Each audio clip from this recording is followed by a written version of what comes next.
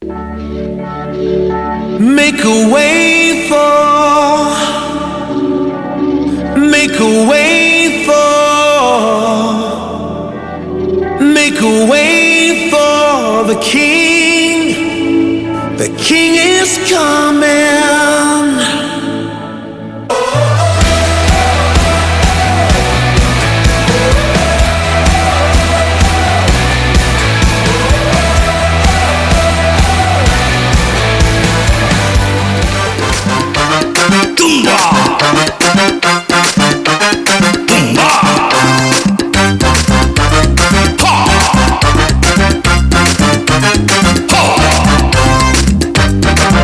கைதட்டு.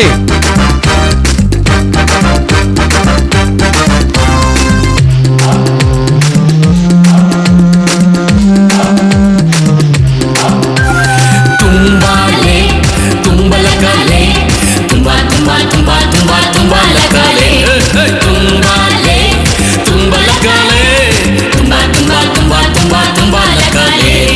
ஏ மாளியாரு கோமாளியாரு வசனம் கேட்டும் அதன்படி செய்யாமலே இருப்பவன். ஏ மாளியாரு கோமாளியாரு வசனம் கேட்டும் அதன்படி செய்யாமலே இருப்பவன். தும்பாலே தும்பலகாலே தும்பா தும்பா தும்பா தும்பா தும்பாலகாலே தும்பாலே.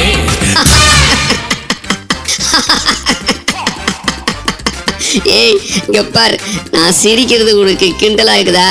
என்ன நீ லூசுன்னு தான் நினைச்சிருக்கிற? நான் ரொம்ப சந்தோஷமா இருக்கிறேன். ஏன் தெரியுமா? தெரியுது அதான் நீ சிரிச்சுட்டு வரும்போதே தெரியுது நீ லூசுன்னு. ஆமா, நீ ஏன் இவ்வளவு துக்கமா இருக்கிற? துக்கமா இருக்கிறதுக்கு காரணம் என்ன? அதுவா, நான் மனதளவில் ரொம்ப பாதிக்கப்பட்டிருக்கேன். எல்லாரும் என்ன என்னென்னமோ சொல்றாங்க, அப்புறம் கண்டபடி திட்டுறாங்க. அதனால தான் நான் இவ்வளோ சுகமா இருக்கிறேன். ஓஹோ, இதுதான் காரணமா? கொஞ்சம் என் பக்கம் திரும்பு.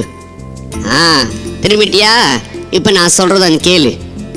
இப்போ ஒரு காரியம் சொல்ல போறேன், நல்ல கவனமா கேட்குறியா? ஆமா, என்னை சந்தோஷப்படுத்த இவர் என்ன சர்க்கஸ் நடத்த போறாரு? ஓஹோ, சர்க்கஸ்ல தம்பி, இத கேளு. வசனம் சொல்லுது, சகோதரரே, கர்த்தரிலும் அவருடைய சத்துவத்தின் வல்லமையிலும் பெருகுங்கள் சொல்லுது. நிறுத்துங்க. ஏதோ சகோதரர்ன்றீங்க, சத்துமாவுன்றீங்க, ஒண்ணுமே புரியல. கொஞ்சம் விளக்கமா சொல்லுங்களேன். தம்பி, சகோதரன் இல்லை, சத்துமாவும் இல்லை. எபேசியர் 6:10 இப்படி சொல்லுது. நல்லா காது கொடுத்து கேளு. கடைசியாக என் சகோதரரே, கர்த்தரிலும் அவருடைய சத்துவத்தின் வல்லமையிலும் பலப்படுங்கள் அப்படின்னு சொல்லுது. போச்சு ஆரம்பிச்சிட்டாரா? இவர் ஆரம்பிச்சா நிறுத்தவே மாட்டாரு. சரி சொல்லுங்க, நீங்களும் கேட்குறீங்களா? நல்லா கேளு, நீங்களும் கேளுங்க. தம்பி மனதளவில் ரொம்ப பாதிக்கப்பட்டிருக்காருல, ஏன் தெரியுமா? வசனம் என்ன சொல்லுது தெரியுமா? கொஞ்சம் நல்லா கேட்குறியா? எபேசியர் 6:11-12 என்ன சொல்லுது தெரியுமா? நீங்கள் பிசாசின் தந்திரங்களோடு எதிர்த்து நிற்க திராணி உளவலாகும்படி தேவனுடைய சர்வாயுத வர்க்கத்தையும் தரித்து கொள்ளுங்கள். ஏனெனில் மாமிசத்தோடும் இரத்தத்தோடும் அல்ல, துரைத்தனங்களோடும் அதிகாரங்களோடும் இப்பிரபஞ்சத்தின் அந்தகார லோகாதிபதிகளோடும் வான மண்டலத்தில் உள்ள பொல்லாத ஆவிகளின் சேனைகளோடும் நமக்கு போராட்டம் உண்டு. ஐயா, ஒண்ணுமே புரியலையா? கொஞ்சம் உரைக்கிற மாதிரி சொல்றீங்களா? இப்பயாவது உரைக்குதா? இப்பதான் தெரியுது உன்னை ஏன் எல்லாரும் திட்டுறாங்கன்னு. இப்ப நான் சொல்றத ஒழுங்கா கேட்டு திருந்து, சரியா? சொல்லுங்க கேக்குறேன். மனுஷர்லாம் நல்லவங்க தான், அவங்களுக்குள்ள கிரியை செய்யற பொல்லாது பிசாசு தான் மோசமானது. ஐயோ, பிசாசுன்னு சொல்லி என்ன பயமுறுத்துறீங்க? தம்பி, பிசாசை கண்டு நீ பயப்படாத. அந்த பிசாசுகிட்ட போரிட்டு எப்படி ஜெயிக்கணும்னு நான் உனக்கு இப்போ சொல்லித்தரேன். என்ன? சீக்கிரம் சொல்லித்தாங்க, நான் கேட்க ரொம்ப ஆவலா இருக்கேன். தம்பி நல்லா கேளு. மக்களே, நீங்களும் கேட்குறீங்களா? நான் செய்ய போறதையும் பாருங்க. சரியா? வா குட்டி தம்பி, வா இங்க நில்லு. என் கையில் நிலத்தை பார்க்குற பெல்ட்டு. இந்த பெல்ட்டை பற்றி நான் சொல்ல போகிறேன். சத்தியம் என்னும் கச்சை உன் அறையிலே கட்டின்னு வேதம் சொல்லுது. சத்தியம்னா உண்மை.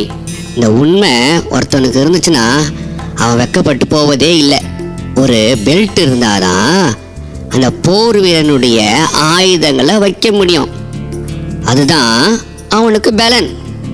சத்தியத்தை அறிவீர்கள், சத்தியம் உங்களை விடுதலையாக்கும்னு வேதம் சொல்லுது. ஐயா, பெல்ட் இடுப்புல இல்லைனா துணி அவுந்து வந்துடும்ல.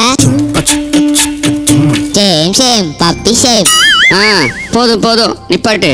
அடுத்தது சொல்றத கேளு. இது என்ன தெரியுமா? நீதி என்னும் மார்க்கவசம். இந்த மார்க்கவசம் இல்லைன்னா உன்னுடைய இதயத்துக்கு ஒரு பாதி போகிறோம். மற்றவங்க மோசமாக ஒன்று சொன்னாங்கன்னா உன் இதயம் எவ்வளோ பாதிக்கப்படுவது.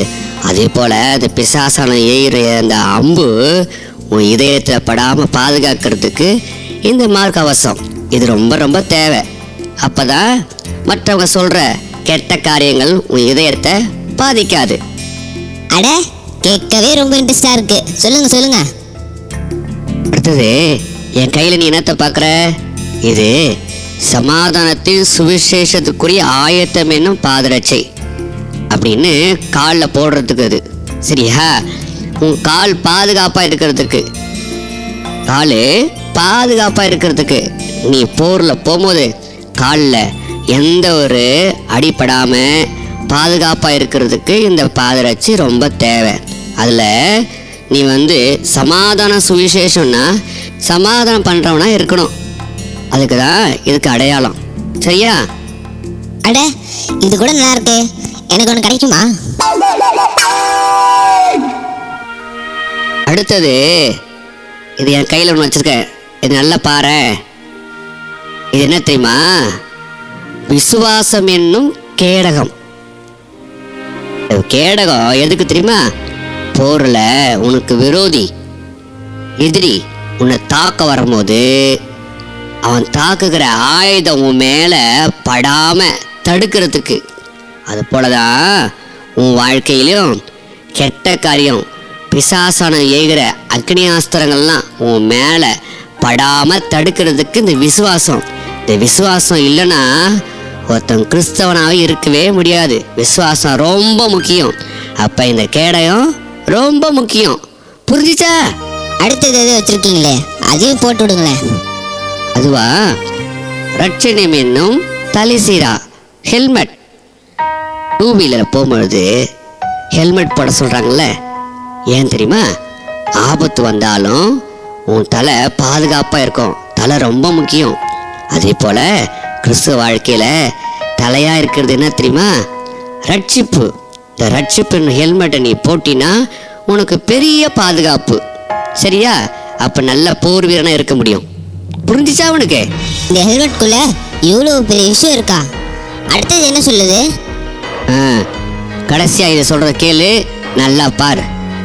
பரவாயில்ல, இப்போ கொஞ்சம் தெளிஞ்சிருக்க போருக்கு.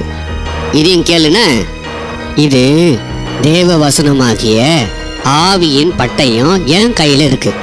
இந்த பட்டயம் இருந்தாதான் ஒரு போர் வீரனுக்கு அழகு.